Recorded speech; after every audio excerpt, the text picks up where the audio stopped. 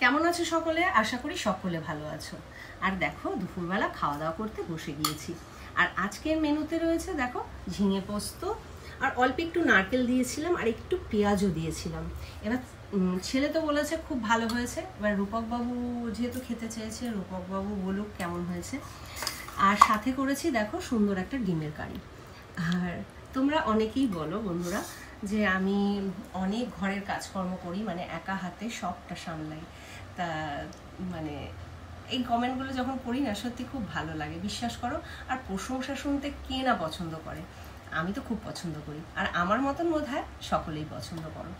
আর তোমরা অনেকেই বলেছো যে দিদি তুমি আগে থেকে অনেক স্লিম হয়ে গেছো। তা সেটাও ঠিক, কারণ আমি অনেকটাই ওয়েট লস করেছি। আর আমার দুপুরের খাবার দেখো একদম অল্প একটু ভাত নিয়েছি, খুব বেশি হলে 1 থেকে 1.5 কাপের মতন ভাত। আর এদিকে রয়েছে দেখো শসা, আর এদিকে পেঁপে ভাতে। আর যা মেনু হয় অল্প অল্প নিই, অল্প অল্প খাই। আর সাথে টক দইটাও রাখি, টক দইটা আনা হয়নি, টক দইটা পরে বার করবো। তা যাই হোক, এই যে তোমরা সুন্দর সুন্দর কমেন্টগুলো পড়ো, মানে বলো বা করো, সত্যি কথা বলতে গেলে জানো তো ভিডিও করার আরও উৎসাহ বেড়ে যায়, এনার্জি বেড়ে যায়। মানে ভাবি যে বন্ধুরা তো এত ভালো ভালো কমেন্ট করছে।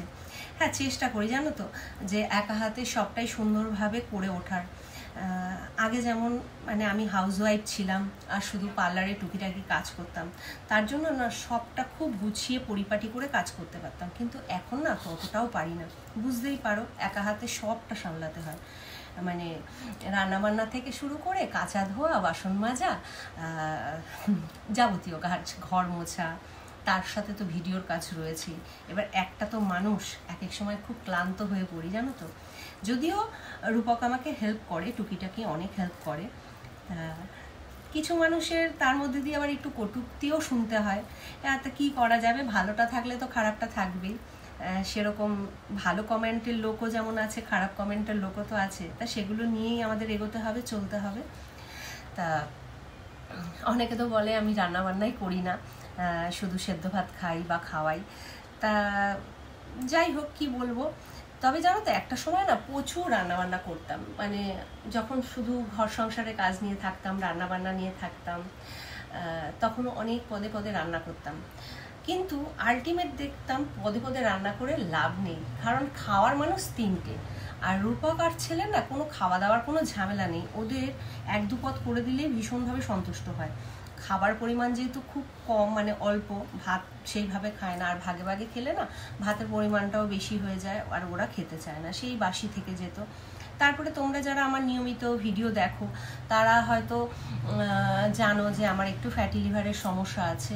তা সেই জায়গা থেকে জানো তো কম পদ রান্না করি, মানে খুব বেশি হলে 1 পদ কি 2 পদ রান্না করি, সাথে একটা সেদ্ধ রাখি, শসা আর বা স্যালাড এগুলো তো থাকে, তার সাথে টক দইটাও থাকে। আর ওরা ওই অল্প পদেই সন্তুষ্ট। এবার রান্নাটা করব কার জন্য বলো? তা আমার একটা কুকিং চ্যানেলও ছিল, সেখানে তোমরা গেলে দেখতে পাবে। যদিও এখন আর কুকিং চ্যানেলটা আমি কন্টিনিউ করতে পারি না, কারণ এত প্রেশার হয়ে গেছে লাইফে যে ওটা আর কন্টিনিউ করতে পারিনি। কিন্তু ওখানে গেলে তোমরা বুঝতে পারবে যে আমি একসময় কত রান্নাবান্না করতাম। তা একটা মানুষের তো 2টো হাত হয়, আমরা তা দশভুজা না। হয়তো কেউ কেউ নামে বলে থাকবে যে তুমি দশভুজা, কিন্তু আমরা কি আলটিমেট দশভুজা হতে পারি যে 10 হাত দিয়ে 10টা কাজ করব? এই 2টো হাত দিয়েই তো কাজ করতে হয়। তা সময়ের সাথে তাল মিলিয়ে না সব সময় না পেরে উঠি না, মানে চেষ্টা করি কিন্তু তারপরেও পেরে উঠি না। তা তোমাদের এই যে সুন্দর সুন্দর কমেন্টগুলো সত্যি আমাকে অনেক উৎসাহ বাড়িয়ে দেয়, মানে ভিডিও করার এনার্জি বলো, অনেক কিছু বাড়িয়ে দেয়। তা যাই হোক, আশা করি তোমাদের সকলের খাওয়া দাওয়া হয়ে গেছে। আর আমি সমস্তটা গুছিয়ে করে উঠতে উঠতে আমার প্রত্যেক দিনই খুব বেলা হয়ে যায়। কারণ আগে যেমন মোটামুটি 2-2:30-এর মধ্যে খাওয়া দাওয়া হয়ে যেত, কিন্তু ওই টাইম টেবিলটা না এখন আর মেনটেনই করতে পারছি না। এখন প্রত্যেক দিন 3টে বেজে যায়, মানে 3টে বেজে যাই খেতে খেতে। তা কি করব, টাইমটা এগিয়ে নিয়ে আসার চেষ্টা করছি, তবে চেষ্টা রাখতে আর অসুবিধা কোথায় বলো? আর একটা কথা কি জানো তো বন্ধুরা, মানে ভাগ্য করে একটা লাইফ পার্টনার পেয়েছি, মানে সত্যি ভাগ্য করে লাইফ পার্টনারটাকে পেয়েছি। মানে তোমাদের রূপক দা মানে এতটাই একটা ভালো মানুষ, মানে কি বলবো, সেটা আমি আর আলাদা করে ব্যাখ্যা করতে চাই না। তার সাথে আমার সন্তানও যে, সেও আমাকে ভীষণভাবে বোঝে, আর রূপক তো বোঝেই। রূপক তো আমাকে হেল্প করে, সেটা তো ঠিক আছে, তার সাথেও এই যে ধরো আমার বেলা হয়ে গেলেও ও কিন্তু আমার জন্য বসে থাকে, ঠায় বসে থাকে। ও একটা কথাই বলে যে আমি যদি আগে আগে খেয়ে নিই তাহলে আর মানেটা কি একসাথে থাকার। আসলে ছেলে যেদিন বাড়িতে থাকে জানো তো, ওর একটা বাজে অভ্যাস বললে ভুল হবে, ভালো অভ্যাস, ও স্নান করে আসার পর না বসে থাকতে পারে না, ওর জন্য ওকে আগে খেতে দিয়ে দিই আমি। তা ওর খাওয়াটা বেশিরভাগ দিনই আগেই হয়ে যায়।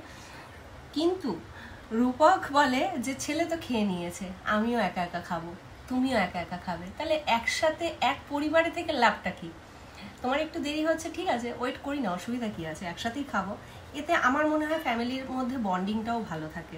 হ্যাঁ, তবে ছেলে যেদিন কলেজ যায় বা যেদিন ধরো আমাদের সকলের একসাথে হয়ে যায়, আমরা কিন্তু একসাথেই খাবার চেষ্টা করি। আর আমরা রাতের খাবারটা কিন্তু একসাথেই খাই, কখনো মানে এ আগে বা ও পরে এরকমভাবে আমরা খাই না।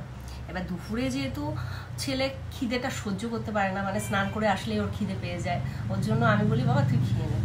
ও খেতে চায় না, বলে তোমাদের সাথে খাবো। আলাম না, তুই তো খিদে সহ্য করতে পারিস না, তুই আগে খেয়ে নে। তা যাই হোক, কি বলবো বলো। আর হ্যাঁ, তোমরা আরেকটা কথাও বলো, মানে এই যে আমার কথায় কথায় যাই হোক বলাটা একটা হ্যাবিট, কি করব, অনেক চেষ্টা করি এই যাই হোক কথাটা না বলার, কিন্তু তারপরেও না বেরিয়ে যায়, তোমরা একটু অ্যাডজাস্ট করে নিও। তা যাই হোক, আবার দেখো যাই হোক বলে ফেললাম।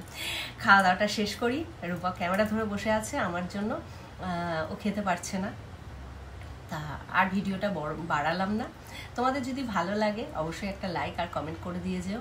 আর তোমাদের পরিবারেও তোমরা কে কে একসাথে খাও বা তোমাদের ফ্যামিলি বন্ডিং কেমন আমাকে কমেন্ট করে কিন্তু জানিও। চলো টাটা।